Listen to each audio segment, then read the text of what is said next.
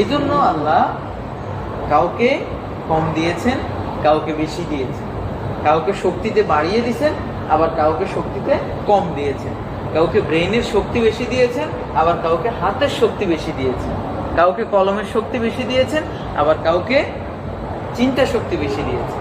হ্যাঁ, এই সব কিছু কাউকে কম এবং কাউকে বেশি দিয়ে আল্লাহ একটা সুশৃঙ্খল পরিবেশ তৈরি করেছেন, যাতে একে অপরের কাছ থেকে কি সুবিধা সেও পেতে পারে, মালিক পক্ষও পেতে পারে, আবার কর্মী পক্ষও পেতে পারে। এই যে কমতি এবং বৃদ্ধি, এই যে পরিবর্তন, এই যে ডিফারেন্স, এই যে পার্থক্য, এটা সব আল্লাহর সৃষ্টি। এটা যদি না থাকতো তাহলে পৃথিবীর কোনো শৃঙ্খলা থাকতো না এবং কোনো কিছু তৈরি হতে পারতো না, কোনো কিছু সুন্দরভাবে সামনে অগ্রসর হতো না।